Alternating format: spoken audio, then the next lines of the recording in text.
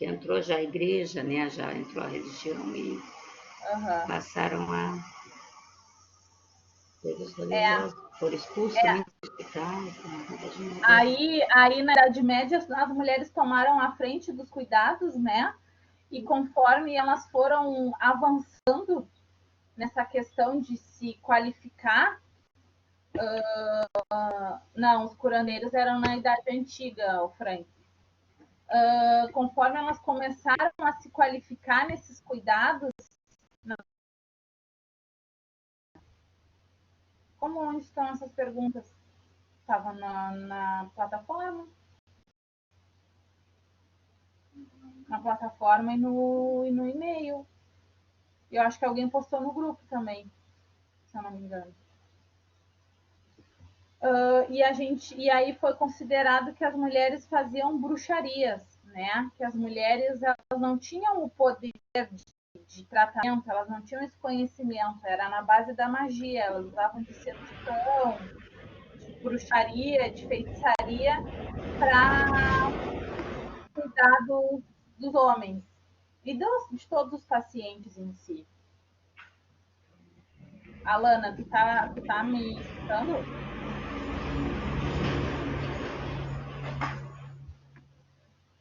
Tem alguém com o microfone ligado, tá chiando muito, às vezes, saudade de te ouvir.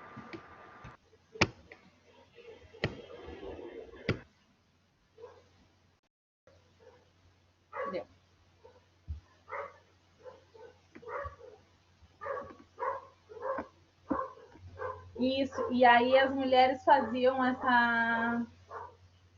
Não, mas eu deixei um questionário, Alana, com 18 questões para serem respondidas. Deixei junto. Tá lá na plataforma.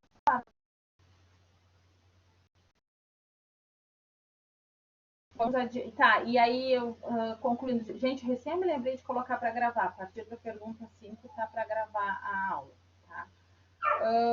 Então, né, esses cuidados eles eram executados pelas mulheres. E aí, depois disso, começou a decadência, né, da enfermagem em si, porque a enfermagem começou a ser praticada nessa época, não como profissão, como caridade, né? E depois começou a decadência da profissão em função dessa má interpretação das pessoas sobre as mulheres. Alguém ficou com dúvida nessa questão ou posso passar para vocês? Ali eu li uma parte que a igreja também tinha fundado hospitais nos monastérios. Foi na Idade Média isso também? Não sei te dizer essa informação com certeza. Os monastérios. Por esse nome. Eu li muito. Onde os doentes recebiam cuidados e assistência, antes religioso, até mesmo terapêutico. Isso, a igreja praticava isso. Agora, a época que foi desse monastério aí, eu não sei te dizer. Tem que ver que pelo que eu li aqui, colega, isso aí foi na Idade Moderna, nos anos 1453 a 1659. Teve a dissolução da Igreja Católica Religiosa. Isso, o Lutero, Martim, né? Martim Lutero. Isso, ele entrou nessa fase aí. Mas essa do monastério eu não sei te explicar, Léo. Não, do monastério eu também não li, não. É bom. Não, nada a respeito disso. É muita coisa, gente, para ler. Nossa, a gente passou o fim de semana todo. É muita. Ai, nossa, eu tô bem louca, apaixonada, né? Que história, que coisa linda. Menina, olha, não vai ser em 2 anos que a gente vai ler tudo, não é assim. A gente vai passar a vida toda aprendendo, né? Ai, nossa, é lindo, é lindo. Mas, vamos lá, né?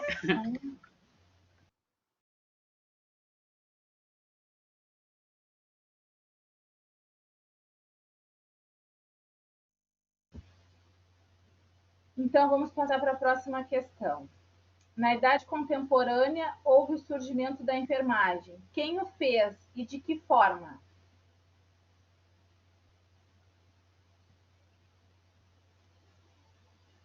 Quem me responde essa?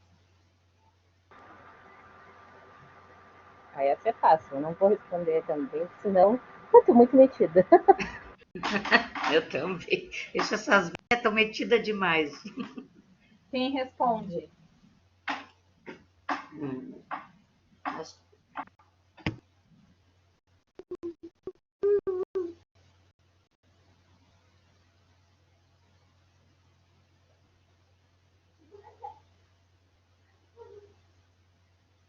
Quem responde, gente? Questão 6.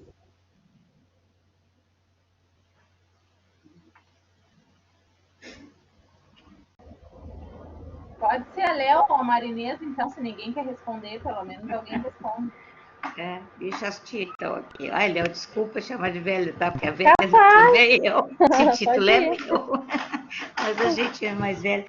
Não, o que eu achei aqui que nos anos da Idade Contemporânea, 1679, até os dias de hoje, nesse período, é conhecido como Renascimento da enfermagem, né? Que foi quando surgiu a nossa Florence, né? Que nasceu no dia 12 de maio, né? De 1800 e tal. E aí, Léo? Houve o ressurgimento da enfermagem, né? E dessa vez vista como de forma séria, sem más interpretações, porque tinha alguém tomando a linha de frente, né? Tinham alguém, né, espalhados por todo mundo. Claro que a gente conhece a história de Florence. Isso, né? Teve a escola de enfermagem. A gente conhece a história de Florence, que foi a mais guerreira de todas, mas a gente sabe que ela conheceu várias enfermeiras lá fora e foi com quem ela construiu a sua equipe para atuar na guerra do coração daqui. Eu não quero continuar no meu olho, tá?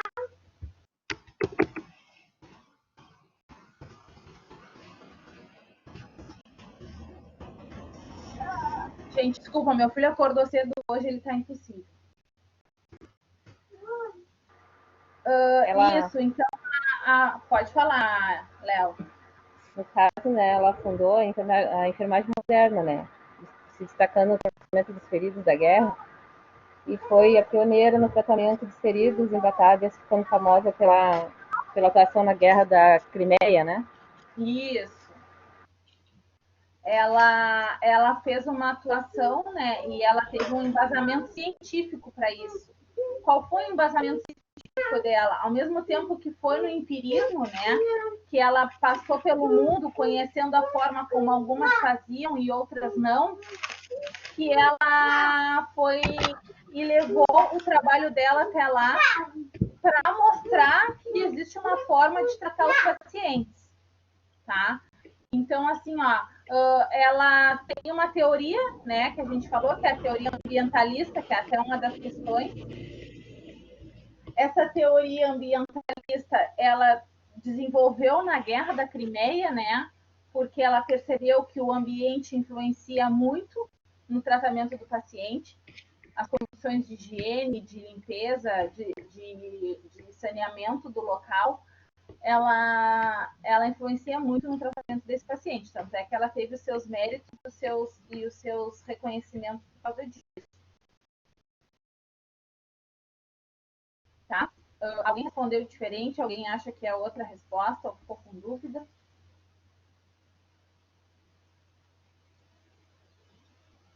Tudo certo? Vamos ver então.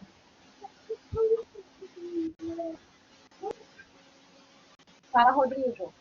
Não, assim, ó, no filme ali, teve uma parte que eu não entendi, né? Ela foi, a Florence foi lá para a guerra e, né, agiu lá, né, fez o que fez, e aí depois ela fez tipo uma estatística, né? E criou tipo um dossiê que ela ia enviar para uma comissão. Só que pelo que eu entendi, ela ficou meio frustrada com a conclusão que ela chegou dos dados que ela colheu, né, do antes e do depois, e aí pelo que eu entendi ali, ela ficou bem chateada, bem constrangida com os dados, até achou que de repente, como ela disse que ia fornecer os dados, mesmo se prejudicando, ela forneceu. E eu não entendi direito essa parte, se era isso mesmo. Eu acredito que nessa parte teve envolvimento político, né?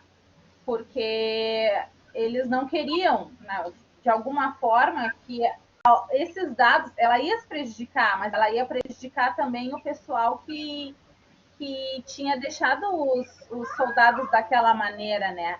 Eu acredito que tenha tido alguma coisa política aí que interferiu na chegada desse documento, porque ela queria, na verdade, demonstrar, documentado o que acontecia. É a mesma parte que a gente está falando? É a mesma parte. Isso. Eu acredito que aí foi uma jogada política para que ela não conseguisse chegar onde ela queria, né? Mas foi inevitável, porque ela teve a população junto com ela, e aí o povo consagrou ela, né? Até essa comissão de investigação lá, que ela mandou os dados, nunca foi feita, né? Nunca foi feita, sim. Eu acredito que no envio desse documento teve um desvio e não chegou onde queria. Essa parte da história não explica, né? Não fala no filme. Pois não é. Fale muito. Eu acredito que tenha sido jogada política, porque os políticos afrontavam muito ela, né? Porque todo mundo né, colocava ela no pedestal, né, que era uma santa que ajudava as pessoas, realmente fazia. Sim. Só que aí entrou nessa contradição e eu fiquei assim, mas será que ela não consegue reconhecer o que as pessoas estão vendo? E ela ficou tão chateada, assim, tão frustrada. Mas aí eu não tinha me dado de conta nessa parte, assim, de que da parte política da situação. Porque os soldados, eles colocavam ela no pedestal, a população colocava ela no pedestal, mas os políticos tinham um pé atrás com ela, porque ela vinha para jogar aos quatro ventos muita coisa que eles escondiam, né? Que, por exemplo, essa questão da mortalidade dos soldados, eles diziam que os soldados estavam morrendo em decorrência da guerra.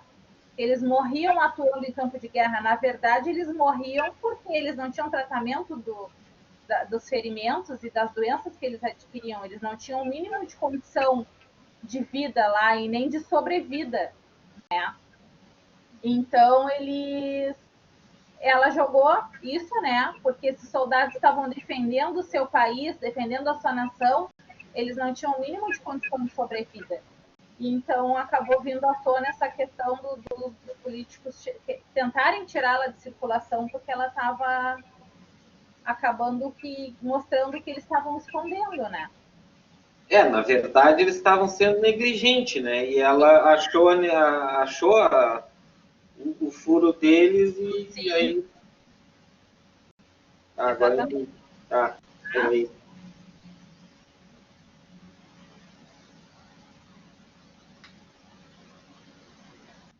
Que o Freud perguntou que poderia ter usado a teoria de René Descartes, que falava do meio ambiente, tinha a ver com o adoecimento. Para ela desenvolver um seu método.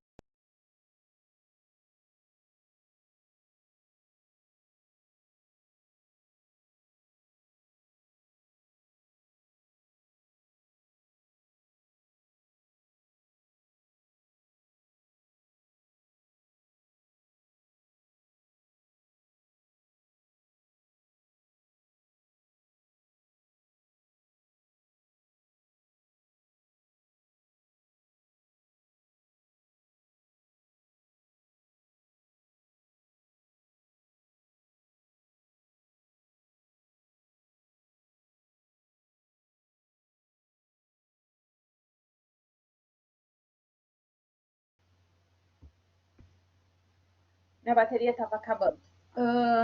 Então, pessoal, respondendo a pergunta do Frank, né? Sim, ela pode ter se baseado nessa teoria do meio ambiente aí, né? Que tinha a ver com adoecimento. Mas eu acredito que ela percebeu isso por viagens que ela fez pelo mundo, tá? Não vou te com certeza que ela não se baseou, que ela se... Eu não li nada a respeito disso para te afirmar, mas é a mesma linha de pensamento. O meio ambiente, ele influencia muito na condição de saúde e doença. É só a gente pensar no ambiente urbano que a gente vive e o pessoal que vive no ambiente rural. Lá naquele ambiente para fora do centro, dos epicentros aqui da nossa região, eles não têm tanto acesso a serviço de saúde, eles muitas vezes não têm saneamento, né? Antigamente eram as casinhas, aquelas que eles faziam, que é como os banheiros ecológicos que a gente tem hoje, eles faziam um buraco no chão, né? E aí eles faziam suas necessidades. E aquelas necessidades entravam em contato com o lençol freático. E ao mesmo tempo que entravam em contato com o lençol freático, eles pegavam a água para beber de poços artesianos, que funcionam com água trazida do lençol freático. Então, daqui a pouco, uma hepatite, uma disenteria, alguma doença que fosse transmitida de forma feco-oral, né, que é através das fezes que a gente leva o micro-organismo até a boca, eles acabavam se contaminando porque eles não tinham esse tipo de serviço de saneamento, eles não tinham esse entendimento que a água era a mesma, né? E a gente pode perceber aí que o ambiente deles influenciava na condição de saúde deles. Já tu vai para uma zona urbana, não tem essas questões, mas tem outras questões. Tem questões de poluição, tem questões de aglomeração de pessoas. Então, o ambiente, né? Assim como a teoria do René e da Florence, o ambiente influencia no que acontece. Vai chegar num hospital para internar um paciente, ou tu vai trabalhar num hospital, tu vai querer que aquele hospital seja limpo, que aquele local seja adequado, que tenha um chão limpo, que tenha paredes limpas, que tenha pessoas te atendendo com roupas limpas, que tenha uma roupa de cama limpa e que o teu paciente tenha direito a banho todos os dias, né? O que muitas vezes, infelizmente, a gente sabe que não acontece, que os pacientes não tomam banho todos os dias, tá? E outras questões que envolvem também, não só o banho, né? Pessoas que têm ferimentos, que ficam em contato com fezes, porque são na região que fica para dentro da fralda, e não tem higienização todos os dias dessa parte, elas acabam agravando a situação, né? Desses ferimentos, ou então as pessoas que... A gente sabe a nossa realidade aqui, às vezes a gente entra em quartos do hospital que tá cheio de mofo, né, gente? Que tá caindo reboco, que tá caindo teto, que tá tudo enferrujado. Aquele ambiente não é um ambiente ideal, mas é o que se tem no momento para atender aquele paciente. E foi a mesma coisa que a Florence percebeu. Ela chegou lá e viu que aquele jeito não dava. Mas se ela limpasse e mantivesse um hábito ideal, ela poderia colaborar de forma positiva dessas pessoas. Ela não trocou eles de lugar, ela não levou eles para fora daquela enfermaria, ela simplesmente atuou ali dentro, proporcionando uma melhor qualidade para eles passarem o tempo que precisassem ali, tá? Eu não sei se é esse o teu pensamento, Frank, mas é a forma mais simples que eu encontrei de te explicar. Tá bom? Frank? Tá aí? Certo. Vamos ver, então. A 7. Quem foi Florence?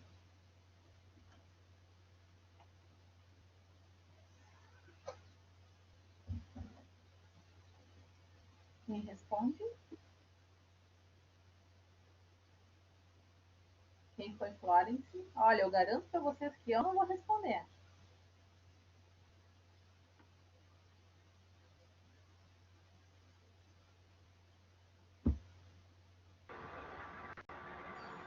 Foi uma enfermeira inglesa que ganhou destaque pela atuação pioneira no cuidado a feridos em batalhas durante a Guerra da Crimeia. Recebeu o apelido de Dama da Lâmpada, do jornal, não sei ler inglês, gente, por percorrer todas as enfermarias durante a noite com uma lanterna, né? Florence Nasceu em Florença, na Itália, 12 de maio de 1820. Família rica, destacava-se por sua inteligência das demais mulheres. É isso aí, né?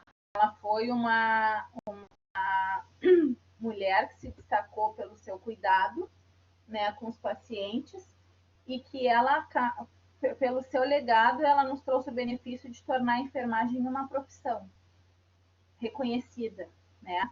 Com processo de formação tal e qual era a medicina, tal e qual a engenharia.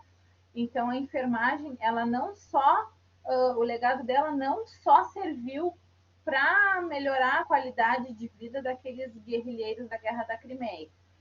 O legado dela serviu para tornar a nossa profissão reconhecida e com um processo de formação, né, que nos dê, me fugiu a palavra, que nos dê embasamento científico para comprovar o nosso cuidado, né? Porque por mais que seja enfermeiro, técnico, auxiliar, a essência da nossa profissão é o cuidar, é o cuidado. Todos que atuam na área da enfermagem têm como foco principal cuidar do paciente, né? Seja na categoria de graduação do enfermeiro, fazendo as partes que são destinadas a ele, seja no técnico, seja auxiliar, executa as suas atividades na intenção de aquele paciente dar alta, né? Ou, infelizmente, não dá alta e a óbito, o que não deixa de ser um cuidado que não é da nossa parte também, cuidado da pessoa após o óbito. Tá? A gente já conversou sobre isso. Então, de qualquer forma, a gente vai ter um cuidado com aquele ser que hoje em dia é considerado profissão, graças ao legado da Florence, que não viu obstáculos. A Florence, ela não se fixava nos obstáculos, né? Ela se fixava no objetivo dela e ela conquistou esse objetivo. E que o Frank respondeu aqui, jovem inglesa que deixou a nobreza e lutou por seu sonho e dedicou ao cuidado dos enfermos e no desenvolvimento e valorização da enfermagem. É isso aí. Vou dizer bem essa resposta do Frank aqui. Tá? Vamos ver a próxima. 8. Fale sobre o sistema Nightingale de ensino, que foi um legado da Florence também. Onde está a resposta do sistema Nightingale de ensino? Quem vai me responder? Gente, se não quiser falar, pode digitar aqui no bate-papo a resposta. Tá? Que eu sei que tem gente que tem vergonha de falar.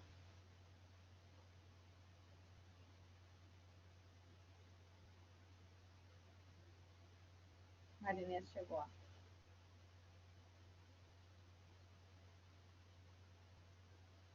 Quem responde a 8? Olha que eu vou pegar a lista de vocês e vou chamar pelo nome, hein? Tem 12 pessoas comigo na sala. Não é possível que só a Léo e a Marinês, o Rodrigo e o Frank vão responder. Brenda, Anne, Thaís, Yasmin, cadê vocês?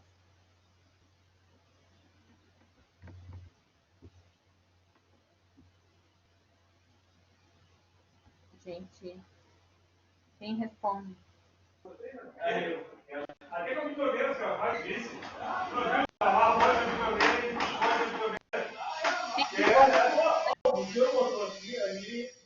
Marinês, responde tu que ligou teu microfone, então. Olha, aqui, pelo que eu li, os enfermeiros profissionais, elas deveriam ser responsáveis pelo ensino, né? E pela direção da escola, no lugar de pessoas que não eram envolvidas na enfermagem, como tinha nada a ver, elas ensinavam, né? Mas o ensino metódico, em vez de apenas ocasional e seleção de candidatos do ponto de vista físico, moral, intelectual e aptidão profissional, eu acho assim que elas escolhiam, né, pelo físico, pelo porte físico, mesmo não tendo, né, aptidão, né, não sendo, elas escolhiam, né, os enfermeiros profissionais, que elas eram responsáveis pela escolha dessas pessoas, para trabalhar, atuar com elas, né, mais ou menos isso, né. Eu vou desligar uma sala cheia de gente. O sistema Nightingale de ensino, ele foi algo que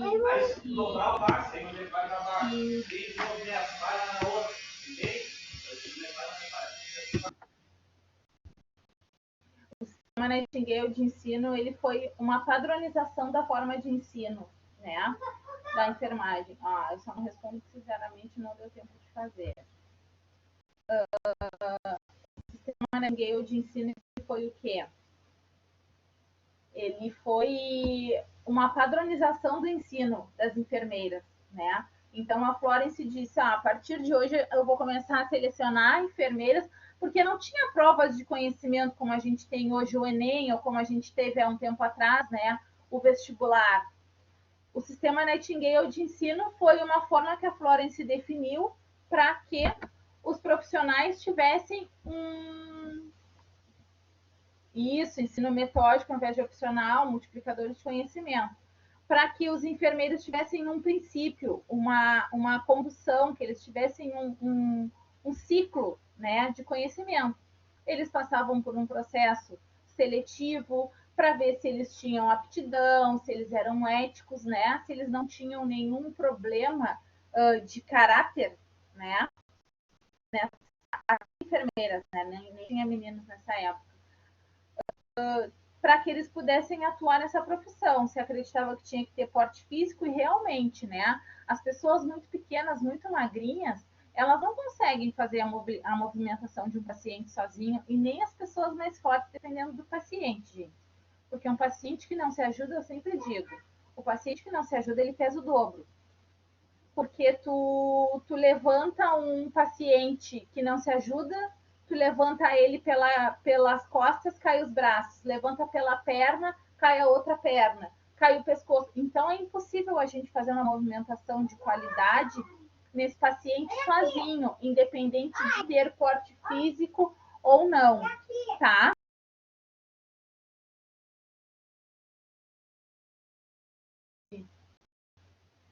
E é isso aí, né, que o pessoal está respondendo aqui. Uma seleção de candidatas do ponto de vista intelectual, aptidão profissional. Então, vinham mulheres de todas as localidades do mundo atrás desse ensino de Florence, que ela também determinou que seria uma escola administrada por enfermeiros e que o governo tinha que ter participação nesse sistema de ensino financeira, administrativa, né, de cunho, de sustentar essa escola e de dar abrigo para quem viesse de outras localidades para estudar nessa escola. E isso era regime militar, né? Algo completamente diferente do que é hoje, né? Tinha todas as questões de ir com a vestimenta, né? E com a roupa da enfermagem. Né? Vocês imaginem hoje vocês tendo que ir para aula todos os dias de roupa branca. Né? Roupa branca, sapato branco, meia branca, tudo branco. Porque o branco, ele foi escolhido para a área da saúde porque ele mostra a sujeira, né? Onde tem branco, a sujeira vai aparecer. E não é isso que a gente quer que apareça.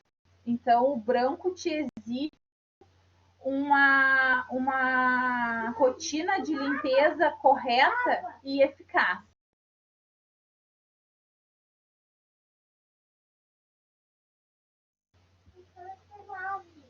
Vamos para a próxima. Alguém quer que eu fale mais alguma coisa a respeito dessa questão? Gente, eu não faço resposta de receita de bolo, tá? Eu não faço resposta de copiar, o sistema Nightingale de ensino era tarará, tarará, tarará. Eu vou falando para vocês de uma forma geral, porque eu acredito que a gente não tem que decorar, a gente tem que entender as coisas, tá? Quais foram os benefícios de Florence para a enfermagem?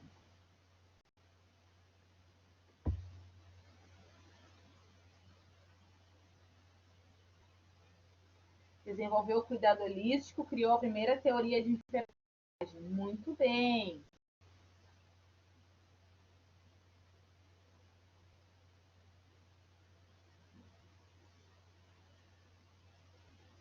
Alguém mais quer responder? O que ela desenvolveu, esse cuidado holístico, né? De que isso, ela desenvolveu a prevenção também, né? Que o ambiente evita que tu tenha um agravo. O que acontece? Essa teoria dela, né, do ambiente, também contou com um paciente não sendo somente um paciente. Ele é uma pessoa que tem toda uma história por trás e também adiante daquele episódio ali. Ele adoeceu e foi parar num hospital, mas ele é filho de alguém, ele é pai de alguém, ele é irmão de alguém, ele é amigo de alguém, né? E a gente tem que ver todo o contexto daquele paciente para poder tratar ele de uma forma humana, né? Saber toda a questão holística desse paciente. Isso, os melhores treinamentos, melhorar os treinamentos dos enfermeiros, a Alana colocou ali. Por que melhorar o treinamento?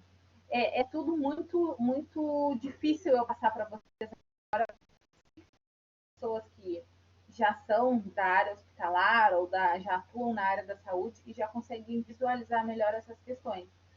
Mas é complicado eu falar para vocês sem vocês terem visto os procedimentos ou saberem ainda. Né? Isso que a Alana falou de melhorar os treinamentos dos enfermeiros. Gente, a gente tem que ter certeza do que a gente está fazendo. Qualquer coisa, da mais simples que for, uma aferição de pressão arterial, tu tens que ter certeza do que tu auscultou ali naquela aferição de pressão. Porque tu pode achar que tu verificou certo, mas tu verificou de forma errada. E quando a gente aprender sinais vitais, eu vou mostrar isso para vocês, da forma certa e da forma errada. E um simples valor de pressão arterial, tu pode colocar a vida do teu paciente em jogo, ou tu pode fazer alguma coisa que vá prejudicar ele, administrar uma medicação. Por exemplo, tu acha que ele está com uma pressão normal e tem uma medicação que baixa a pressão dele.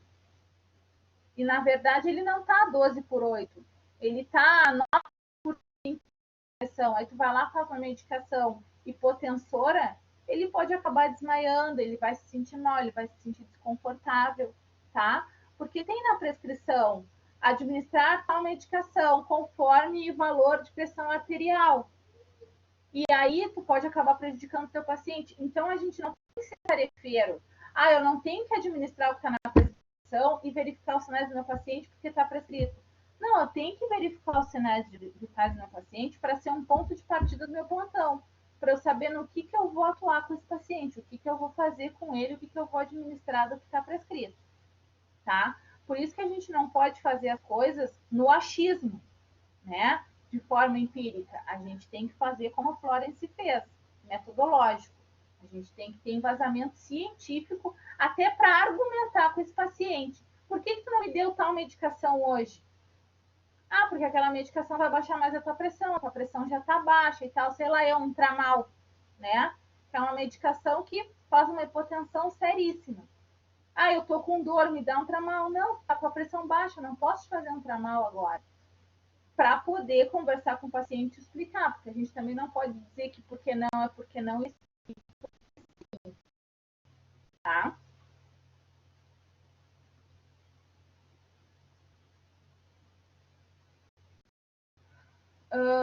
Qual foi o embasamento da teoria criada pela Florence? A questão dessa.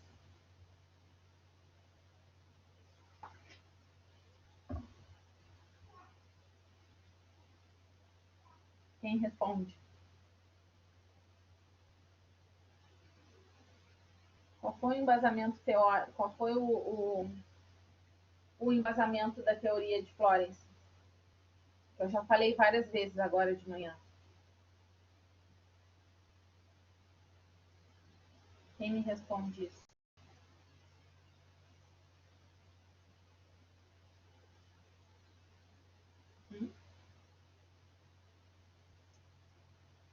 Eu vou ter que achar alguém aqui na lista e chamar.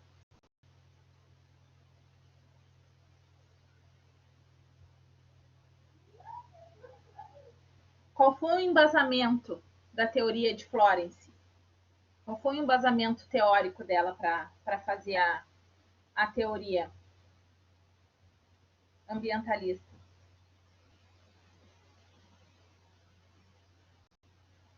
A Marinês respondeu: eu acreditava nas melhores condições de trabalho, como limpeza. Quem mais? Argumentem comigo, pode ser no bate-papo. Fornecer um ambiente adequado era diferencial na recuperação dos pacientes. Excelente, né? Ótima resposta. Por quê? Por aquilo que eu já falei para vocês. Ela percebeu que o local onde eles estavam, favorecia o agravo da doença deles e não a melhora, né? Então ela resolveu fazer como ela viu nos outros locais. Eu vou limpar isso aqui, eu vou organizar, eu vou dar uma boa alimentação para essas pessoas e eu vou ver no que vai dar, né? O ambiente que eles estavam, como a aluna falou, iria contribuir para a doença e para a morte, né? A gente sabe que hoje é tudo muito banal para nós pensar que como que as pessoas não sabiam que um ambiente sujo e um ferimento aberto não combinam, né? Ou que pacientes com diversas patologias, diversos problemas, não podem ficar no mesmo ambiente. Isso para nós é o óbvio, mas o óbvio ele precisa ser dito, porque o que é óbvio para mim pode não ser óbvio para um de vocês. Se eu te disser assim, gente, é óbvio que a Florence viu a sujeira e ela quis limpar. E alguém pode dizer para mim, não, mas eu não acho que seja óbvio isso. Eu acho que seja óbvio que alguém falou para ela que aquilo estava certo. Sei lá, linhas de pensamento. Mas não. O óbvio para ela era separar as pessoas, né? Ah, esse aqui tá tossindo. Esse aqui não tosse, mas tem um ferimento aberto. Esse vai para cá, esse vai para lá. A proliferação de bactérias, mesmo não tendo conhecimento sobre esses organismos, exatamente. Um ferimento ele fica contaminado porque ele teve contato com um meio externo e o micro-organismo causou um processo infeccioso ali, né? Claro que naquela época nem se pensava nas técnicas estéreis de curativo que a gente tem hoje, né? Luva estéreo, gás estéreo, soro fisiológico estéreo, substâncias diversas nas feridas hoje, dependendo de como está aquele ferimento, né? Tratamento via oral ou endovenoso de antibiótico para ajudar a combater esses micro-organismos, nada disso existia, gente. Ela conseguiu mudar 40% na taxa de mortalidade somente com limpeza do ambiente e banho, tá? Nada mais do que isso. Então, a teoria dela foi embasada no quê? Que o ambiente influencia na condição de saúde desse paciente, tá? Basicamente foi isso.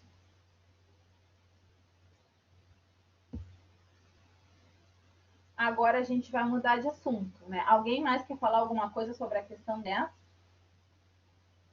Isso, uma triagem, né? Na verdade, ela fez essa triagem olhando, visualizando. Ela não tinha tanto conhecimento e nem titulação, né? Para triar. Mas, como vocês puderam ver no filme, né? Os médicos, que eram quem tinha tudo na época para fazer isso, eram uns carniceiros, né, gente? Eles amputavam uma perna ali no meio de todo mundo e eles descartavam corpos como se fosse lixo, né? Porque morreu, não tem mais o que fazer, deixa apodrecer aí e a natureza que haja. E na verdade ela veio e mudou tudo isso, né? Todo esse contexto aí, sem ter conhecimento de que micro-organismos eram, o que eles causavam, ela simplesmente percebeu que a limpeza fazia toda a diferença nesse local.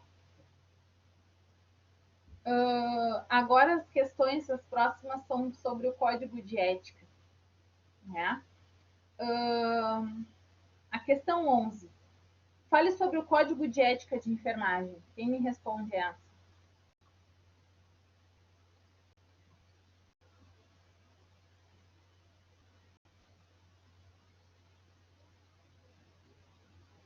O que é o código de ética?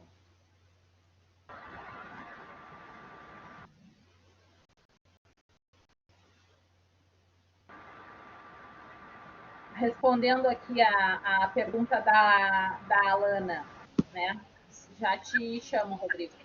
Respondendo a pergunta da Alana, não, do Frank. O próprio apodrecimento libera gases causados doenças. Na verdade, aquela questão ali do corpo em decomposição, ele chama micro-organismos, né? E aqueles micro-organismos podem contaminar o ambiente e te tornar uma pessoa doente em decorrência daquele processo ali. Não que os gases possam te causar, a não ser que essa pessoa tivesse uma doença infecto-contagiosa. Mas o que está causando a decomposição daquele corpo, com certeza vai te trazer doença. Até porque se contaminar o subsolo ou se contaminar a água do córrego onde tu está tomando água, com certeza vai te adoecer, tá? Mas os gases em si da decomposição, eles são tipo como se a gente tivesse um cheiro muito ruim, sabe? Ele sufoca, mas não que eles vão te causar algum mal. Tá? Não é como a gente retirar o ar da combustão de um ônibus, né? Que vai te prejudicar. Mas é algo desconfortável e que traz rato, barata e tudo que pode te causar doença. Fala, Rodrigo. Não, essa sobre o código de ética, eu coloquei que é um conjunto de normas, direitos e deveres, né? Imputados aos profissionais de enfermagem. Né? Então, no caso, é o que rege a profissão, é o que te diz o que tu pode, o que tu não pode e o que vai acontecer contigo dependendo do que tu fizer. Exato. Né? É um código que te norteia, né? O que eu posso fazer, até onde eu posso ir, o que acontece se eu passar além disso. Né? Se eu passar além disso, pode acontecer comigo, tá? Porque a gente sabe lá no código de ética que ele te dá as suas permissões e as suas proibições. Por quê? Porque tem coisas que vocês, como técnicos de enfermagem, não podem fazer. E assim mesmo, ele te dá um norte, né? De até onde tu pode ir. Bom, cheguei aqui, passei do limite, e agora? Tá? Por que ele fala que ele é código de ética? Porque ele serve para manter a ética dos profissionais. Se vocês não tivessem um código de ética, tá? Se a gente não tivesse na nossa profissão um código de ética que nos diz tá certo e tá errado, a gente iria adiante do que a gente pode. Porque quando começou a profissão de auxiliar de enfermagem, não sei se vocês sabem essa parte, tinha os atendentes de enfermagem. Tá? A minha avó foi atendente de enfermagem. E ela me contou que um dia ela foi cuidar um paciente no hospital e ela cuidou e tal direito, e quando ela saiu, uma moça bateu no ombro dela e disse: você trabalha aqui? E ela disse assim: eu gostaria, tá? Então tu vem aqui que eu vou te ensinar a fazer as coisas e tu pode começar a trabalhar aqui no hospital. Era no boca a boca, né? Eu vou te ensinar e tu vai fazer. E aí começava, né? As luvas não eram descartáveis, elas eram lavadas e retalcadas, então tu usava uma luva de procedimento, né? E depois tu tirava essa luva, lavava ela com água e sabão, estendia ela do avesso num varal, e para ela entrar na mão novamente, botava talco e calçava a luva, e vida que segue. Tá? As seringas de injeção eram de vidro, porque elas eram fervidas para serem reutilizadas. Ou então as agulhas, elas eram reafiadas para serem reutilizadas. Quem aqui, que tem a minha faixa etária, que não tomou aquela injeção de BCG no colégio, que parecia que ia te atravessar o braço e ia sair lá nas costelas. Aquela injeção que a gente tomava com 5 anos, que agora a gente toma antes de sair do hospital, a vacina. Né? Que era uma vacina horrorosa. Naquela época, sem muitos rodeios, né? Era a vacina, tira o braço para fora e era um tiro ao alvo no braço, né? E antigamente, as seringas, isso de pistola, né? E parecia que ia te atravessar. Imagina, com 5 anos, eu me lembro eu voltando no carro do colégio chorando, porque eu tinha tomado aquela vacina. E isso são técnicas que se aprimoraram, conhecimentos que se aprimoraram. Em filas, é verdade, a gente ficava na fila vendo o coleguinha sair chorando e já esperando a nossa vez, né? Tu tem pavor de agulha até hoje porque tu não fez uma injeção, Rodrigo. Quando tu fizer, tu vai adorar. Principalmente se pegar uma vez. Vai te apaixonar por agulhas. Então, assim, ó, são coisas que foram mudando, né? Então, o que o Código de Ética fala, primeiramente, né? Que tu tens que ter uma licença para exercer a tua profissão. E não é uma carteira comprada. Tem que estudar, te formar, ter comprovada a tua formação, para depois tu poder tirar essa carteira e exercer tua profissão. E com isso tu tem que pagar uma anuidade, né? Não podes exercer tua profissão não estando em dia, porque isso aí também infringe o Código de Ética. Tu tem que estar em dia com o teu órgão, né? No nosso caso é o Corém, do Rio Grande do Sul. A gente tem que estar em dia com o nosso órgão colegiado para poder exercer a profissão. Estou com a minha carteira vencida, estou com a minha anuidade vencida e estou atuando, eu posso estar sendo a pessoa mais correta dentro do hospital. Mas se o Corém bater para fazer uma visita e eu apresentar minha carteira vencida, eu vou ser notificada e eu vou ter que me ausentar até regularizar essa situação. E com isso eu vou deixar de receber aqueles dias que eu estou afastada, né? Porque eu estava exercendo a minha profissão de forma errada.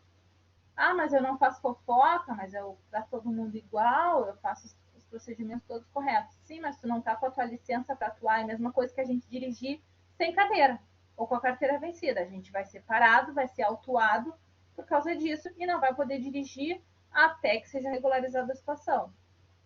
Tá? Mais alguém quer falar dessa questão?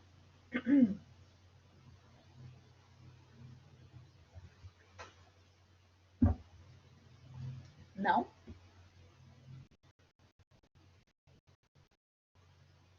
Adiante, então.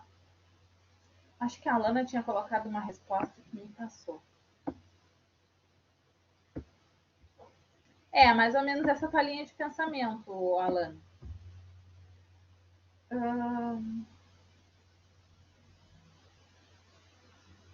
Sim, se tu estiver atuando com a tua carteira vencida, tu vai ser autuado, tu tá cometendo uma infração, né? Tu pode receber, aí vai da conduta do hospital, né? Mas o certo é tu ficar afastado do teu trabalho até tu regularizar a tua situação. Porque eles vão te dar uma advertência verbal. Olha, tu tá com a tua carteira vencida. E ela não vai ficar pronta até amanhã, né? Então tu vai ter que te retirar do ambiente hospitalar até tu resolver essa questão. Tá, beleza, fiquei afastada, voltei e continuo ainda com a minha carteira vencida, não estou regularizada junto ao Corém, eu posso ser multada sim e já teve até a suspensão, né? Tu fica suspenso de trabalhar e aí tu pode pagar uma multa sim, além da tua anuidade que está atrasada, tá? Isso são julgamentos, né, gente? A gente não pode dizer que a pessoa vai ser multada, que a pessoa vai ser suspensa. Isso vai dar administrativa do hospital. O que já respondi a próxima? O que eles podem acabar fazendo contigo? Vai de uma junta de conversa, né, de julgamento, que vai ser chamado, vai ser orientado e tal, aí vai não sendo um termo da nossa área, mas sendo um termo jurídico, vai da jurisprudência disso. O que é a jurisprudência? São antecedentes feitos na mesma situação que resolveram o caso. Então, eles vão ir para a jurisprudência e ver como eles devem atuar nessa parte, o que é o correto fazer, sendo que é a primeira vez que tu comete um erro e nem é um erro tão grave. Gente, A gente de carro todos os dias e não sabe que a carteira está vencida. Muito menos o Corém, que tu nem usa. Tu deixa dentro da tua carteira, vai trabalhar no hospital e o número do teu Corém está no carimbo. Às vezes a gente nem decora o número do nosso Corém. Quando a gente vê, bate lá a visitinha do Corém no hospital e pede a carteira de todo mundo e tu é pego de surpresa, tá? Mas se tu é um bom profissional, um bom funcionário, não tem desvio de e vão te auxiliar quanto a isso. Agora, se tu já é um profissional com um histórico ruim, eles podem tomar outras medidas contigo, tá? E com argumentos para isso. O Rodrigo disse que eu já respondi a próxima, né? Da importância do código de ética, realmente, né? Ele é um norte para nós. Deixa eu ver qual é a próxima. Quais são as penalidades impostas pelo Corém-COFEN? Isso aí estava escrito no slide, não adianta nem dizer que não sabe. Quem me diz? Advertência verbal, multa, suspensão do exercício profissional, censura. E o ápice, qual é o mais grave? A cassação, né? A cassação do teu direito profissional. Aí tu não pode mais exercer aquela profissão, tá? Qual é a próxima? Tá bem travado isso. Não. Quais as graduações e posições do Código de Ética de Enfermagem? Quem me responde?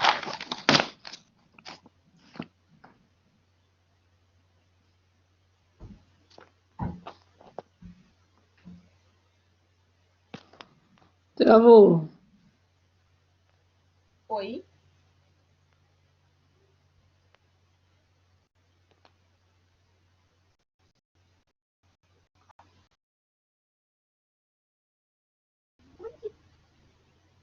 Voltou?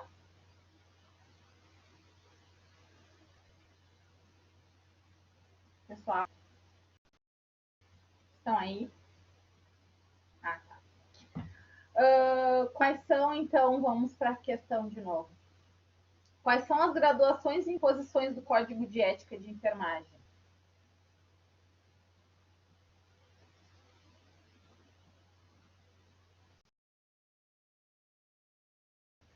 Maior ou menor gravidade? Tem mais três. Circunstâncias, agravações e atenuações das infrações, dano causado, suas consequências e antecedentes. Isso. Então, assim, ó, é todo um contexto e, gente, assim, já falando uma coisa para vocês, uma dica, né? Se algum dia, eu espero que não, mas se algum dia vocês cometerem um erro numa administração de medicação, na realização de um procedimento, o antibiótico era para ser feito às 12 e eu me esqueci, não fiz, ou então eu deveria ter feito essa medicação aquele horário, mas vou fazer agora. Ou então diluí errado, administrei na via errada. Porque, gente, teve uma época que, quando eu estava trabalhando na casa, que a gente teve uma reunião, olhem a gravidade da situação. A gente teve uma reunião com a irmã, na época, né, que conversou com a gente a respeito de que ela ia fornecer para as unidades um copinho de cafezinho de 50 ml. Todo mundo meio que se espantou na hora, né? E ela disse, eu vou fornecer isso para vocês começarem a levar medicação que é via oral ou inalatória nesses copinhos e não em seringa. Por quê? O paciente que usa sonda tem que receber comprimido macerado, tá? A gente tem uma maceradora, a gente macera com água e administra com uma seringa na sonda. Só que, gente, as pessoas saem com bandeja que mal dá para carregar, tá? Que mal dá para carregar.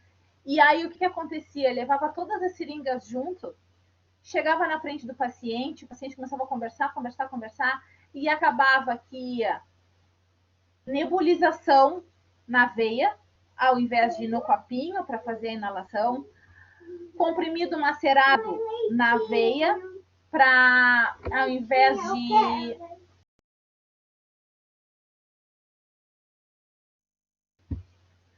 tá? E aí acabavam acontecendo os erros, por quê? Porque o pessoal queria ser mais prático. Estava fazendo lá a medicação, tem uma nebu às 10 horas, vou levar essa nebu aqui nessa seringa, isso que a gente tem os 5 certos na medicação, os 9 certos e até os 11 certos que tem agora. E acabava que tu levava numa seringa e administrava. Um comprimido na veia é algo gravíssimo, né, gente? Uma composição de nebulização na veia também é grave, mas ao mesmo tempo é um pouco menos grave do que aquele comprimido que é cheio de partículas. E aí o que a irmã fez? Ela forneceu copinhos e estava proibido levar na bandeja o que não fosse endovenoso ou intramuscular ou subcutâneo, né? Não fosse injetável, estava proibido levar em seringa, porque já tinha tido 3 situações de pacientes que foram mal para a UTI, foram em estado grave, porque foi administrado nebulização na veia deles.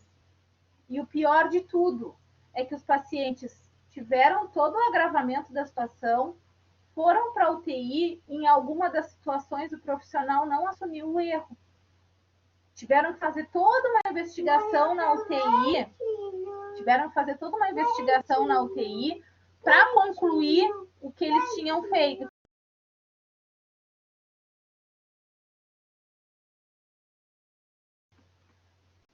Então, assim, olha o que eu fiz. Administrei nebulização na veia do paciente, me compliquei, me enganei. Já comunica, o pessoal já vai passar um soro a correr naquela veia para rediluir aquela medicação, para ela causar o mínimo de dano possível, mas assim mesmo, se esse paciente agravar, ele vai ter que ser transferido para uma UTI, tá? Por mais vergonhoso que seja para vocês, por pior que seja a sensação de culpa de um erro, não carrega a sensação de culpa de um agravo. Eu errei e eu assumi.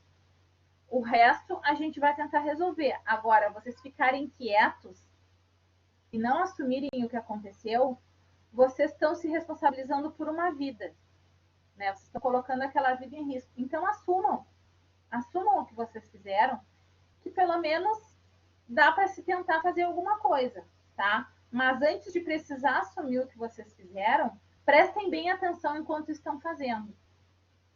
Que aí é uma situação que dá para reverter, né? Olha o que eu ia fazer. Ainda bem que eu não fiz. Aquele pensamento fica o dia inteiro te acompanhando. Imagina se eu faço.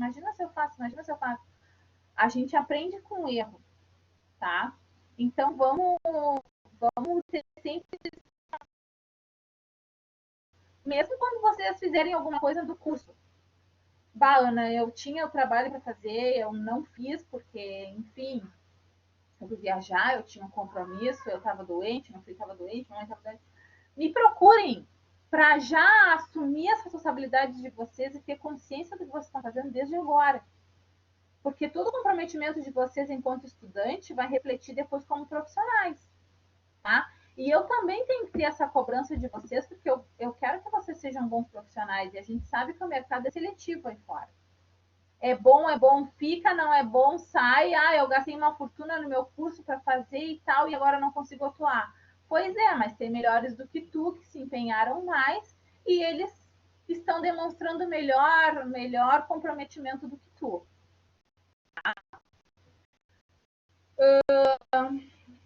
Então, tudo que eu já falei, né? As circunstâncias agravantes da infração, o dano causado, suas consequências, tudo isso que eu falei, eu não assumi, eu não tomei uma medida imediata, o paciente agravou, ele foi para a UTI e eu fiquei quietinha na minha, nada aconteceu. Mas a verdade acaba vindo à tona mais hora, menos hora. Vamos adiante. Como podem ser classificadas as infrações?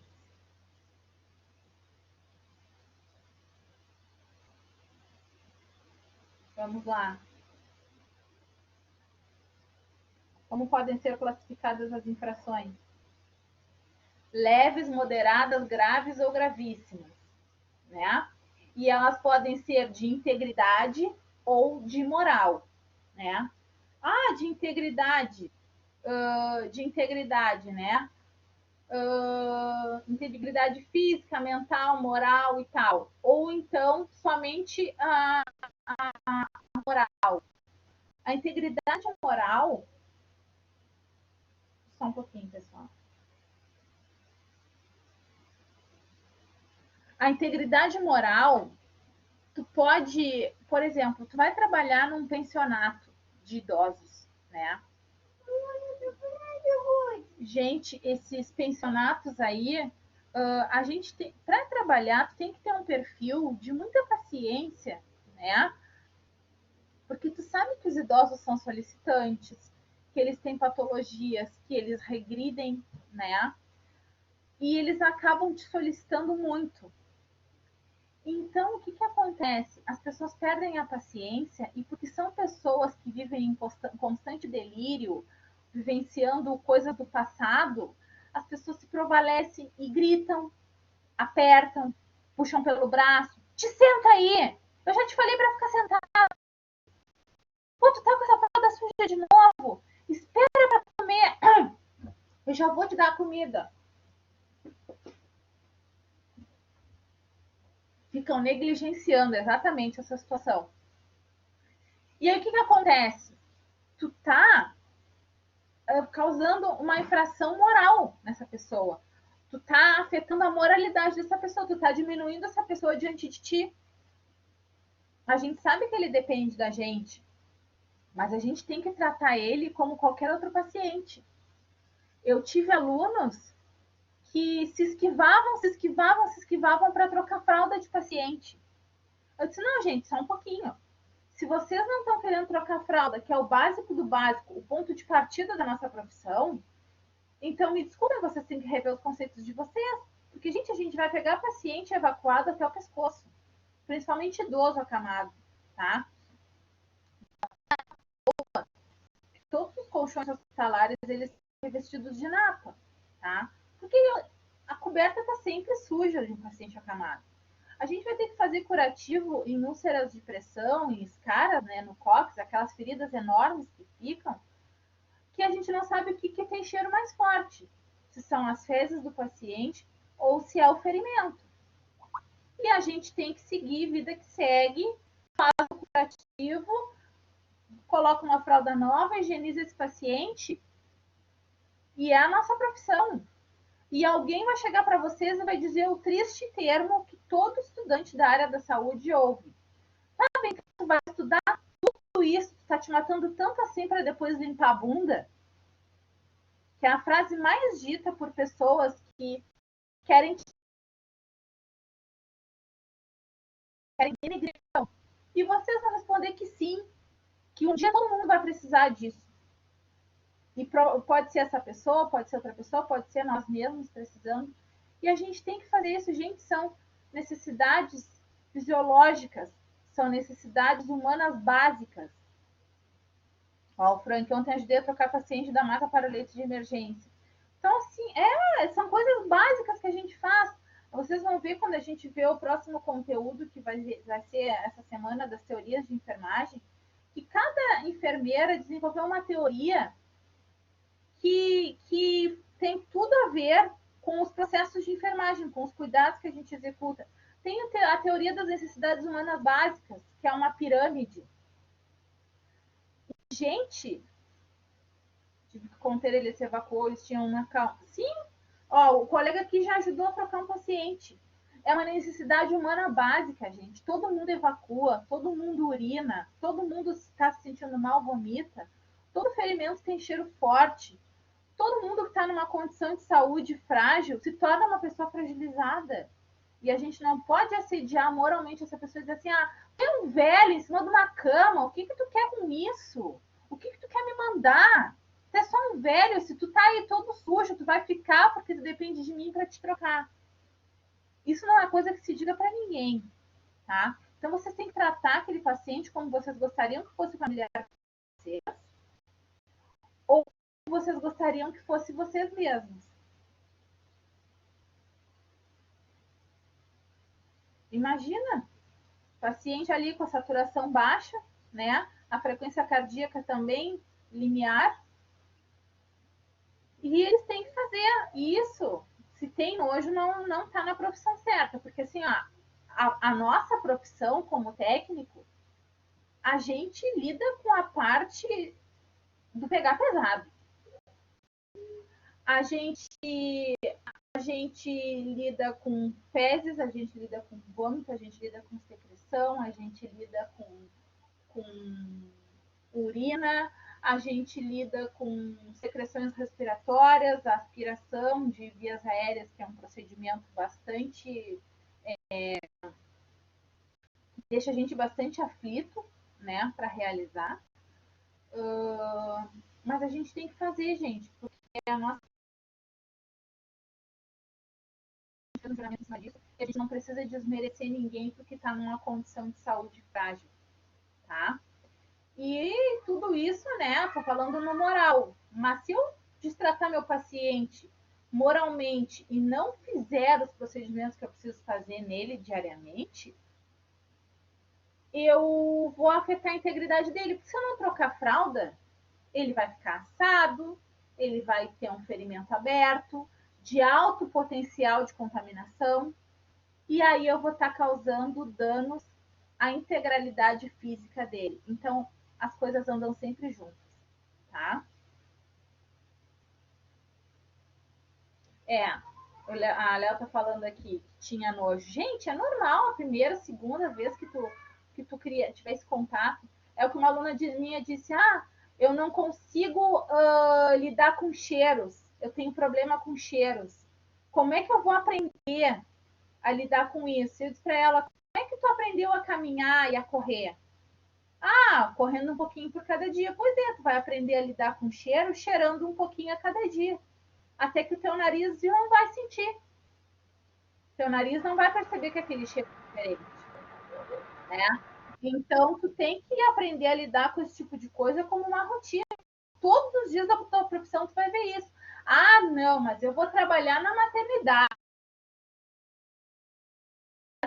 Então, vai para parto, assistir um parto normal, que tu vai ver que tem tudo isso da mesma forma. Tem urina, tem fezes, tem sangue, tem secreções, e então é o nosso básico do dia a dia. Tudo isso acontece dentro de um hospital. Quer trabalhar no hospital, tem que saber lidar com tudo isso. Sim, a colega ali foi vomitada. Ossos do ofício, né? A gente às vezes já está acostumado, já carrega até uma roupa extra na bolsa, porque isso aí acontece. Sabes que a minha mãe fez um exame, eu não lembro o nome, eu sei que ela tinha que tomar 2 litros de laxante, né, com o tal suco de laranja.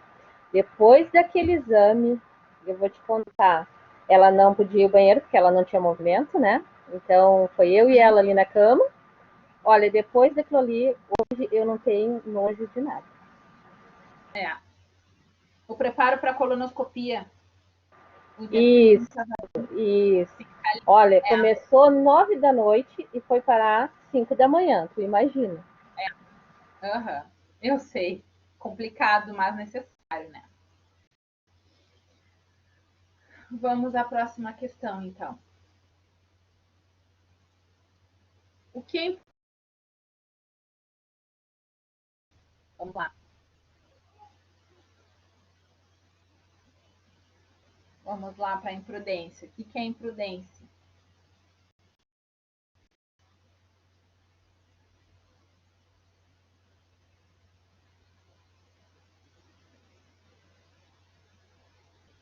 Gente, imprudência.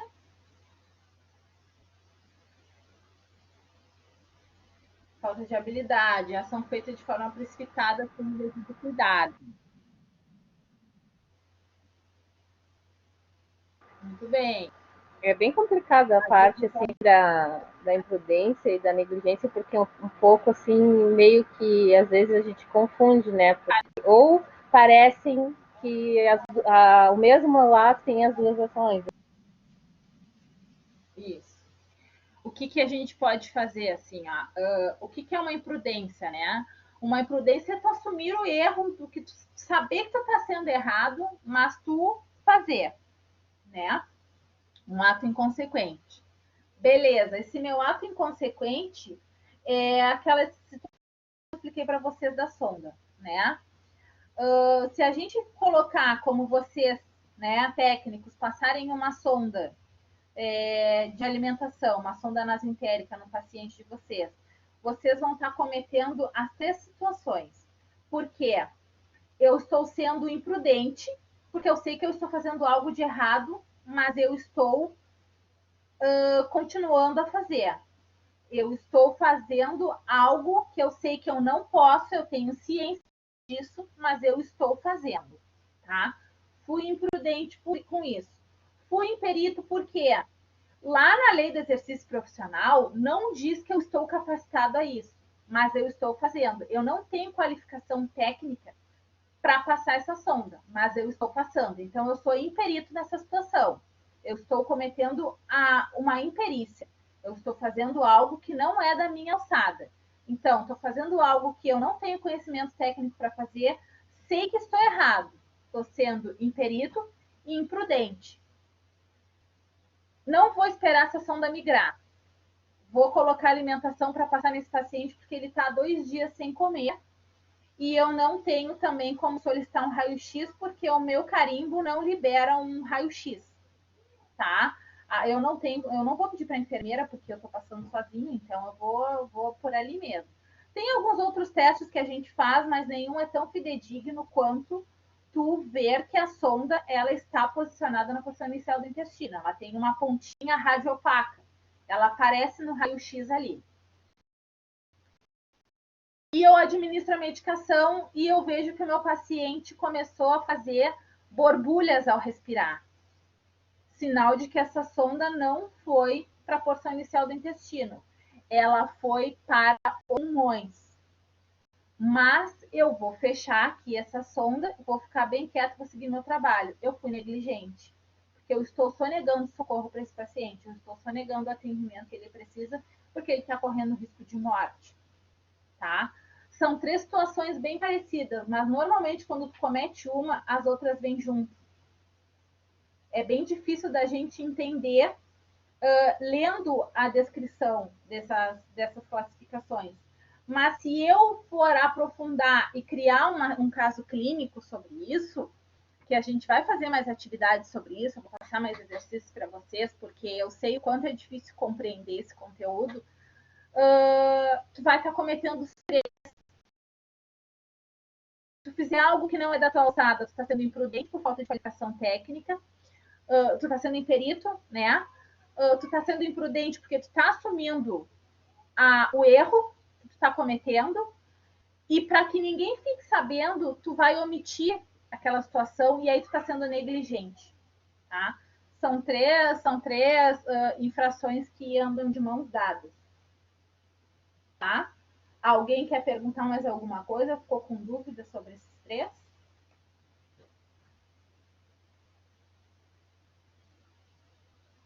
Tudo certo? Podem perguntar, gente, não tem problema. Assim, tu mandou a gente procurar exemplos até na internet, né? Daí um dos exemplos que eu achei ali, aí eu dava que era a negligência, né? Aí depois, pesquisando o outro, eu achei praticamente o mesmo exemplo como a imprudência, né? Então, aí, por isso que eu fiquei meio confusa, né? Nessa parte. Sim, é porque, na verdade, se tu for analisar, tu vai ver as 3 situações no caso, né? Vai do ponto de análise, porque elas andam sempre juntas. É por isso que a gente se confunde muito. Se for para conceituar, é fácil conceituar cada uma. Mas se for para tu ver numa situação de negligência, de imperícia e de imprudência, tu vai acabar achando os 3. Tá? Eu não sei se tu quer trazer essa situação para nós, Léo, se tu quer ler, se quer contar, aí tu fica à vontade. Só se tu quiser, que eu falo, porque o próximo exercício é isso, né? Isso. Esse próximo exercício, as atividades 1 e 2, aí é quem quiser se manifestar, tá? Ou se quiser depois me mandar uma foto, alguma coisa assim, para eu ver, tranquilo, porque eu não tenho como ter contato com o caderno de vocês e corrigir, né? Pode falar, Léo. No caso, eu li que fazer um parto sem possuir o aspirador do líquido amniótico, né? Aí, isso eu vi de exemplo como imprudência, né? Só que aí depois, lendo, eu vi a mesma coisa na negligência, né? Porque eles negligenciaram, no caso. Então, por isso que eu fiquei confusa, no fim. Tá, porque, vamos ver, um parto sem as condições para fazer a aspiração de vias aéreas. Chegou um parto, tu vai estar trabalhando nesse parto aí, tu sabe que tu não tem o material para fazer aspiração de vias aéreas, mas aí tu pensa em duas situações. Pode ser que o bebê precise de aspiração e pode ser que não precise. Bom, já está coroando, já está o parto, o próprio trabalho de parto, período expulsivo, vai ter que nascer, né? Porque então tu faz o quê? Não, eu não tenho material de aspiração, eu vou mandar essa paciente para outro hospital. Tu está sendo negligente, porque aquele bebê está nascendo. Ele está nascendo. Não há o que fazer. Não tem como fechar a perna da mulher, não tem como segurar a hora do período expulsivo. A criança nasce sozinha, gente. Quem já teve trabalho de parto sabe que o próprio organismo se contrai para expulsar e empurra esse bebê sozinho, tá? Então, o que acontece? Eu não tenho material para aspirar. Eu estou sendo imprudente porque eu sei que eu não tenho tudo que eu preciso para uma situação de emergência nesse parto. Mas eu não posso ser negligente de mandar essa pessoa embora com esse bebê nascendo. E aí nasceu e eu não tenho material para aspirar esse bebê. Estou sonegando atendimento? De alguma forma, sim. Mas a gente sabe que existem outras manobras que tu pode fazer que pode ajudar esse bebê a melhorar dependendo do agravo do parto, né? Aquilo ali, da falta do material, foi imprudência do profissional, porque tu não pode abrir uma unidade, trabalhar numa unidade, sem ter os aparatos para trabalhar. Bom, não tem sonda de aspiração no hospital. Não tem. Acabou. Eu não tenho como aspirar um bebê se ele aspirar mecônio. Eu não tenho como tirar esse mecônio, né? Que é o primeiro cocô do bebê que faz dentro da barriga. Eu não tenho como aspirar. Gente, esse bebê provavelmente, dependendo do quanto ele aspirar, ele vai nascer e vai morrer se não aspirar. Então, tu não pode abrir uma unidade sem ter o material certo, tá? A unidade não pode funcionar. Muitas vezes as pessoas vão para o Rio Grande Atento da vida. Ah, a maternidade está fechada, não tenho de ganhar bebê e tal. Mas vai abrir como? Se não tem médico. Ah, tem obstetra de plantão, mas não tem pediatra. Não pode nascer igual. Ó, o caso do bebê que eu vi ficou vegetativo. Sim, porque ele teve, a gente fala, hipóxia e anóxia. Ele teve a redução da demanda de oxigênio dele, até que ele teve a falta de oxigênio. E a falta de oxigênio é completamente letal ao cérebro, né? A falta de oxigênio tem dano cerebral certo, dano neurológico certo, e normalmente irreversível, né? Porque o sistema neurológico da gente, ele não se refaz, gente. Então, se eu tive um dano neurológico por anóxia fetal, que foi a falta de oxigênio, esse bebê vai ser um bebê vegetativo. Infelizmente, ele vai viver o quanto for permitido para ele viver. Ah, vai para UTI e tal, mas os primeiros momentos após o nascimento são primordiais, porque tudo que tu faz naquele bebê ali vai ser para ele ter uma vida ideal, né? Para ser compatível com a vida. Então, assim, ó, o bebê pode nascer parado. Gente, o bebê nasceu parado, mortinho, roxinho, pretinho. Se foi decorrente do trabalho de parto que ele sofreu essa parada, eles voltam. Normalmente eles voltam, eles têm muita facilidade de parar, mas eles têm muita facilidade de reanimar também. Vai do atendimento do profissional. Agora, Eu não posso abrir uma unidade de maternidade, eu como enfermeira da unidade, eu não posso comunicar ao pronto-socorro que pode deixar entrar mulheres em trabalho de parto se eu não tenho um pediatra. Pode entrar mulheres com suspeita de aborto, pode entrar mulheres com suspeita de abuso sexual, pode entrar mulheres para fazer avaliação se está em trabalho de parto ou não. Pode. Mas o que acontece? Ela vai ser avaliada e se o caso dela for um parto, ela vai ser encaminhada para um hospital que possa fazer esse parto com segurança, que tenha um pediatra de plantão. Agora, se é uma mulher em processo de aborto, ela está lá com as suas 12, 15 semanas, ela vai entrar, o médico vai medicar ela ou para segurar se o feto ainda tiver vida, ou para expulsar se o feto já não tiver mais vida. Aí o pediatra não tem nada a ver com isso, tá? A gente não precisa de um pediatra. Agora, eu não ter o material correto para, de fato, fazer um parto e permitir que esse parto aconteça, eu estou sendo imprudente e negligente, tá? E mais ainda, se não tiver um médico de plantão e eu, como enfermeira, fizer esse parto, eu estou sendo imprudente, negligente e imperita. Eu posso ter o meu corém cassado, certamente, tá? Sem problema nenhum.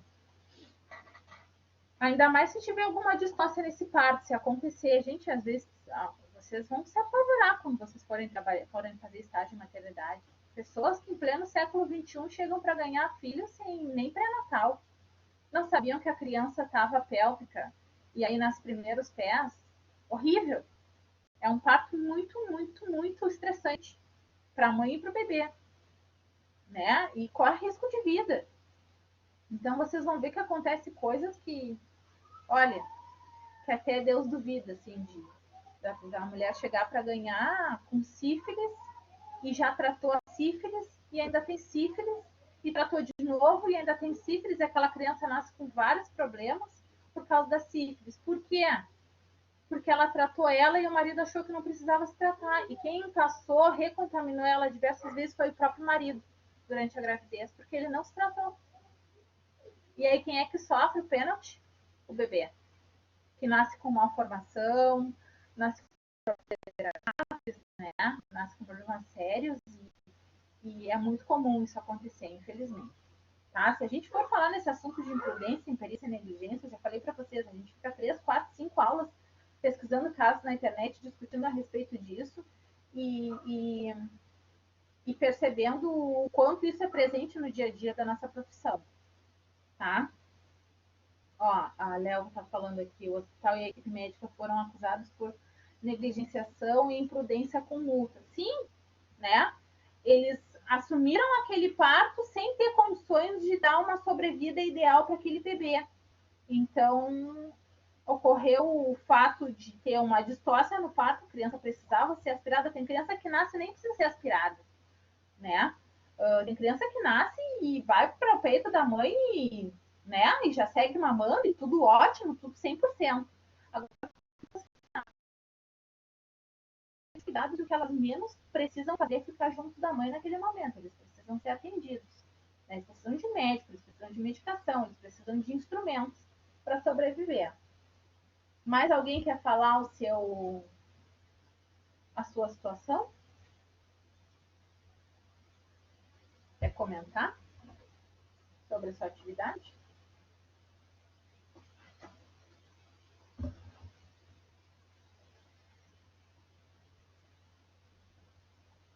Ninguém tem nenhum caso aí para a gente discutir?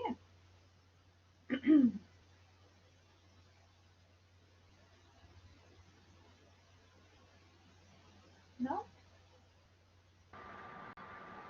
Eu tenho outro, se ninguém tem.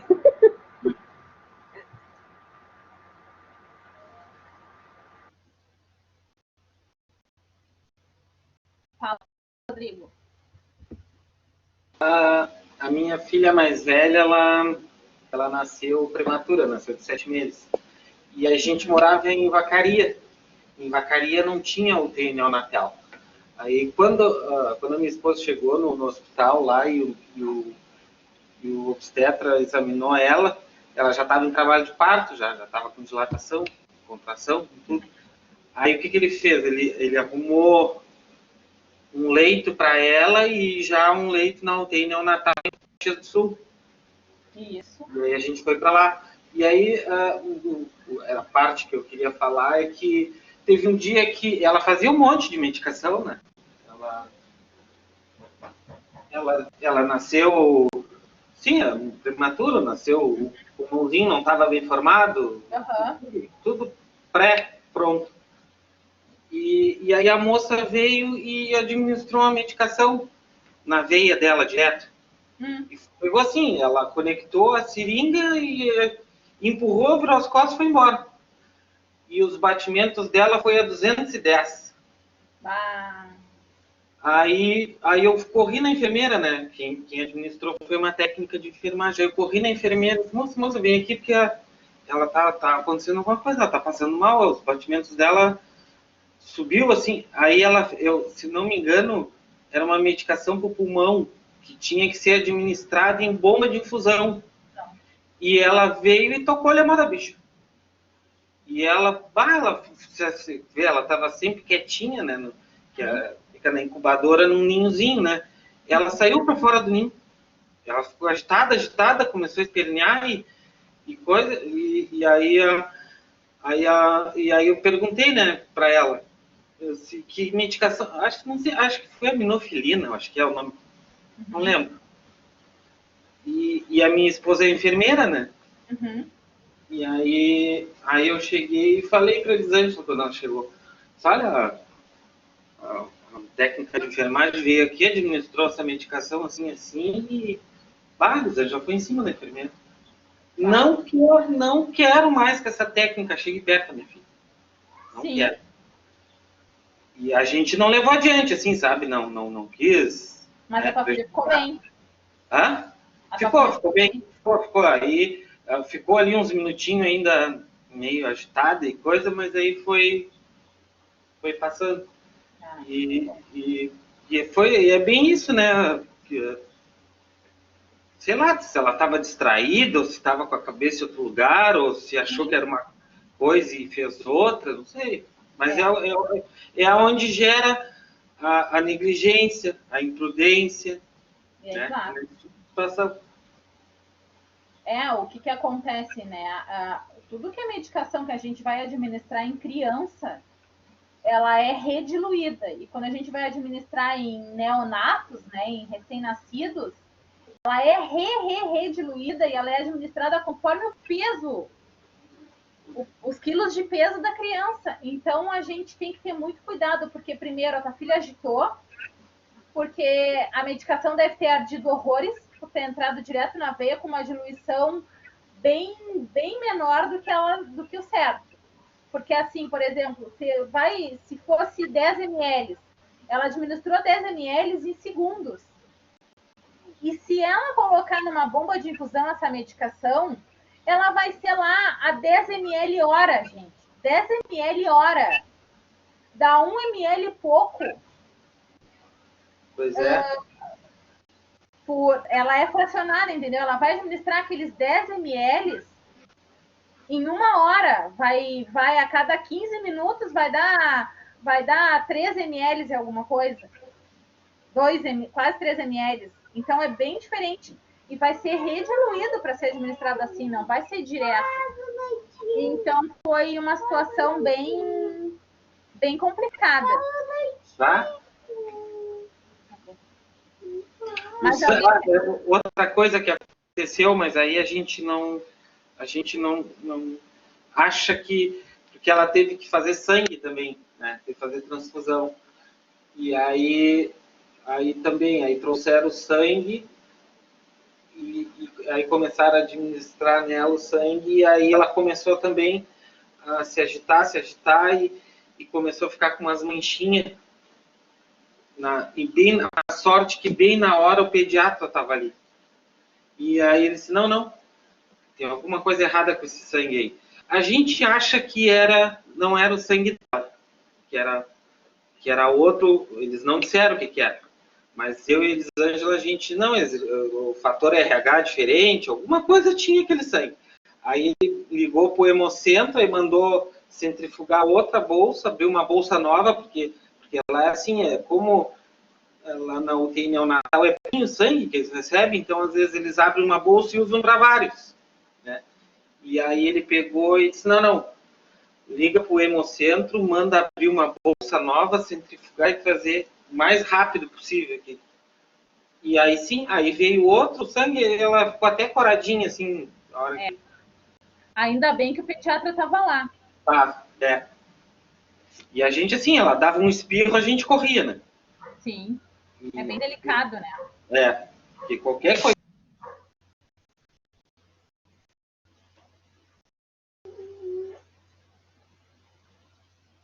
Foi. Ele caiu.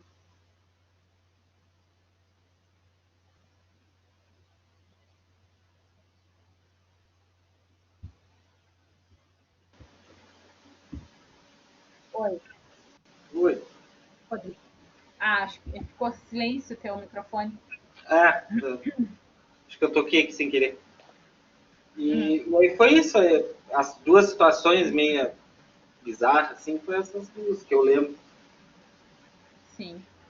Mais alguém quer falar alguma? Aqui a Thaís estava falando, né, da negligência médica que ela passou, a gravidez ectópica. A gravidez ectópica é 0% de chance de sobrevivência do bebê, né? E a mãe também corre sério risco de vida, porque é uma gravidez que ocorre na tuba uterina e conforme o bebê cresce, a tuba se rompe e a mulher tem uma hemorragia intraabdominal, né? Que muitas vezes ela vai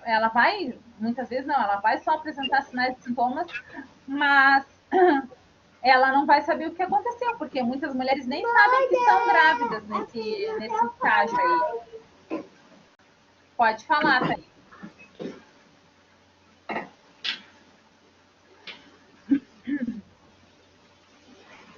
Oi, Thaís, pode falar. Tá me ouvindo? Tô. Assim, ó, eu tinha Unimed, e aí no dia que eu comecei, eu sabia que eu tava grávida, eu já tinha marcado meu pré-natal, né, pela Unimed, um dos melhores doutores que tem aqui no Rio Grande.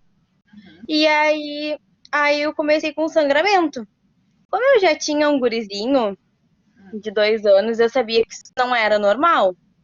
Sim. Aí eu procurei a unidade da Unimed, aonde era feriado, e ele disse que não poderia fazer nada por mim.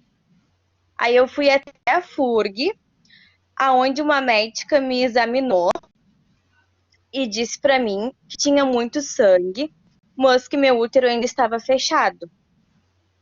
No outro dia, eu fui até o meu médico, aonde eu já tinha feito meu pré-natal, né, particular, pela Unimed, tudo. E aí ele pegou e ele fez uma ultrassom em mim, aonde disse que não tinha bebê, que eu tinha perdido. Aí eu perguntei se eu não tinha que fazer alguma coisa, nenhum procedimento, né? E ele disse que não, que eu fosse para casa e que eu fizesse bastante esforço para descer bem o meu sangue. Só que como no outro bebê eu já tinha feito um parto normal, tava assim, ó, a dor que eu tive era mais que o parto normal, sabe? Era muita dor e muito sangue. Aí eu fui de novo na Unimed, e aí onde me fizeram transvaginal, e a mulher disse que eu teria que operar no mesmo dia, porque senão eu iria morrer. Sim. Eu tava muito inchada e muito sangue. E aí eu tive que tirar uma trompa. A minha trompa se rompeu, a trompa direita. Claro que o bebê não tinha como sobreviver, porque não tinha como ele se gerar ali, né? Mas, na verdade, eu passei 3 dias com muita dor e eu poderia ter morrido por uma negligência médica, entendeu? Sendo que ele poderia ter visto ali, se ele tivesse feito a ultrassom direito, ele iria ter visto que o bebê, na verdade, o bebê não, mas que a minha trompa ali teria se rompido e que tinha pedaço, sei lá, o que tinha alguma coisa ali que estava me prejudicando, entendeu? Eu não segui o caso adiante, eu não quis, né? Processar. Na verdade, eu não fiz nada, porque graças a Deus eu sobrevivi, entendeu? E só que, tipo, foi muita negligência mesmo. Sendo que eu já tinha feito meu pré-natal do meu gurizinho com ele, entendeu? Eu era paciente dele. E eu fiquei, assim, muito chateada, sabe? Por tudo que aconteceu. é complicado porque a primeira coisa que a gente faz quando está grávida é um ultrassom para ver se realmente é uma gravidez com feto presente, né? Porque às vezes ocorrem situações de que a gente tem uma gravidez anembrionada e tal. Então, a ultrassom faz é para ver se tem pelo menos o saco embrionário, né? E se já tem um feto instalado no teu útero, justamente para evitar essas hemorragias por uma gravidez ectópica. Então, porque o beta-HCG vai dar positivo, o teste de farmácia vai dar positivo, tu vai ter ausência da tua menstruação, tu vai ter náuseas, tu vai ter tudo o que acontece no período inicial da gravidez. A diferença é que teu feto vai estar na tuba e não no útero. E ele só não vai ser compatível com a vida porque ele não vai ter espaço para se desenvolver, né? Então, assim, das primeiras coisas que se faz no pré-natal é o ultrassom transvaginal, porque o abdominal nem dá para ver o bebê ainda, né? Se faz transvaginal, para ter certeza da fixação desse bebê e para ver a compatibilidade com a vida, né? O fato de os outros médicos te examinaram de forma correta. Tu foi no HU e a médica disse que o teu útero estava íntegro, mas ela não sabia que tu tinha uma gravidez ectópica, né? Então, ao exame especular, ela viu que o colo do teu útero estava fechado e estava em processo de abortamento, tu tinha que expulsar, né? Mas se tu não estava em processo de abortamento, tu tinha que fazer repouso, se fosse uma gestação compatível com a vida do teu bebê. É uma sequência de erros, né? E muitas vezes a gente percebe que as pessoas estão cansadas de exercer sua profissão, né? E uma profissão bem exercida, ela requer os mínimos detalhes, seguir os protocolos corretamente. Porque ali não era só a vida do teu bebê que estava em risco, né? Era principalmente a tua. Aquele bebê ele não ia nascer de qualquer forma, mas iria se perder a paciente, que era o teu caso, e as mulheres morrem mesmo de hemorragia. Uma gravidez ectópica. Então, é muito complicado esse tipo de situação. Mais alguém quer colocar o seu exemplo? Alguém quer falar? Eu quero. Quero falar. Deixa eu falar, mãe. Deixa eu falar. Pode falar, Marinês. Então, essa gravidez, no caso, esse nome, é a antiga chamada gravidez tubária que se falava? Isso. Ah, tá. Ok. A gravidez ectópica é o termo técnico, né? Técnico, é que, na verdade, agora se fala a tuba uterina, não é mais trompa que a gente fala, né? Trompa de Falópio, antigamente. É que a gente sempre ouviu falar nisso, né? Ah, gravidez tubária. Aí tu imagina o quê? Tu é leigo, tu vai no tubo. Sim, agora tu falou tubo, eu digo, me liguei, eu digo, tá, É como se fosse um bebê se gerando dentro de um espaço de um dedo mínimo. Sim, né? sim. Não tem. É isso aí. Obrigada. Mais alguém quer falar do seu exercício, da sua atividade? Se quiserem me mandar a atividade para eu corrigir, não é nada, não é avaliar, tá? Não é obrigação. Tirar alguma dúvida, estou à disposição sempre até aquele horário que a gente combinou, até 8 horas eu posso atender vocês. Pode me mandar um áudio para ver o que eu estou achando, se pode ser melhor, se não pode. Né? Eu já estou corrigindo os textos de vocês, porque eu quero avaliar a escrita. Né? Eu sei que às vezes a gente tem dificuldade na escrita e a gente só vai evoluir nessa questão escrevendo. Então, se preparem porque a gente vai ter muitas atividades desse formato, tá? Eu deixei um material para aula que eu acreditava que eu iria conseguir dar hoje, mas se eu começar agora não vou conseguir terminar, né? Que a gente vai falar sobre as entidades, sobre os órgãos colegiados da nossa profissão, Corém, Cofem, ABEM, tá? Então, a gente vai tratar dessa aula, desse tema amanhã, que aí eu consigo falar para vocês e passar a atividade para vocês fazerem, tá? Quem não conseguiu fazer as questões, quem não conseguiu fazer a atividade, Aproveite esse tempo que vocês vão ter hoje para fazer, né? Agora que já tem mais ou menos uma luz para as respostas. Se vocês acharem que foi muita coisa, ou que pode ser mais, vocês me falem, gente. A gente não se conhece pessoalmente ainda, a gente está se conhecendo, né? E eu tô vendo mais ou menos o quanto vocês acompanham, tá? Mas eu preciso fazer vocês fixarem o conteúdo, então eu vou dar esse tipo de atividade para vocês quebrarem a cabeça, para vocês pesquisarem, para vocês lerem, porque é essa a intenção, que vocês se qualifiquem bem, tá? Eu tava com uma configuração da minha plataforma, estava desmarcada uma configuração que permitia download das gravações de aula.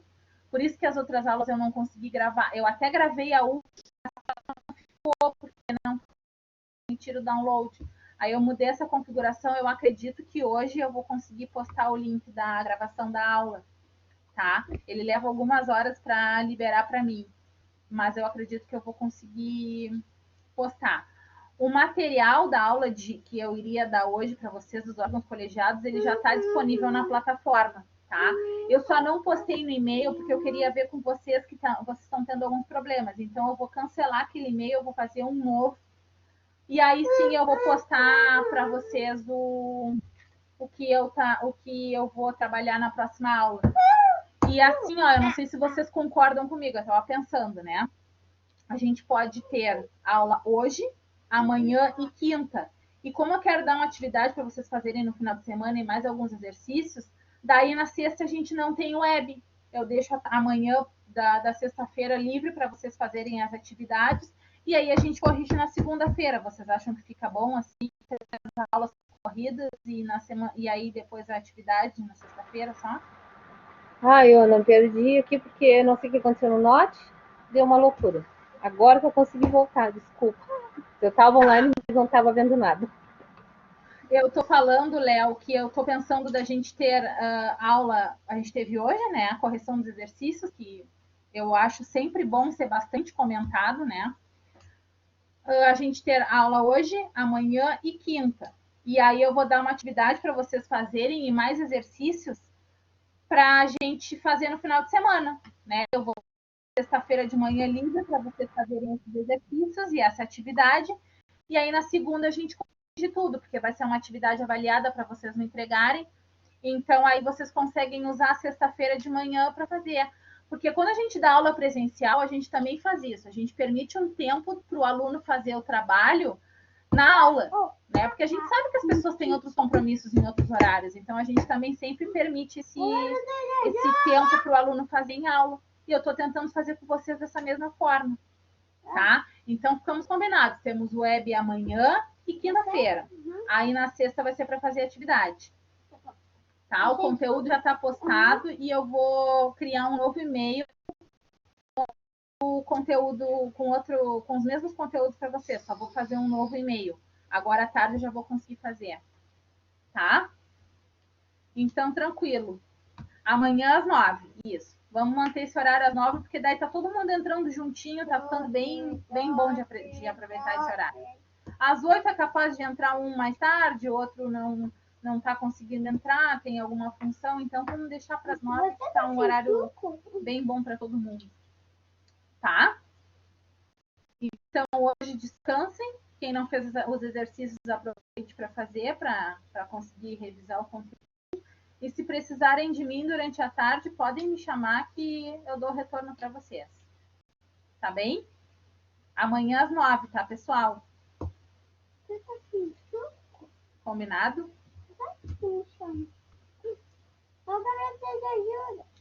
Combinado? Ok? Sim? Sim? Então tá. Tenham um bom dia, um bom início de semana, né? Que a semana começou mais tarde dessa vez. E estou à disposição se precisarem, tá? Até amanhã às 9 horas, então. Tchau. Tchau, bom dia, gente.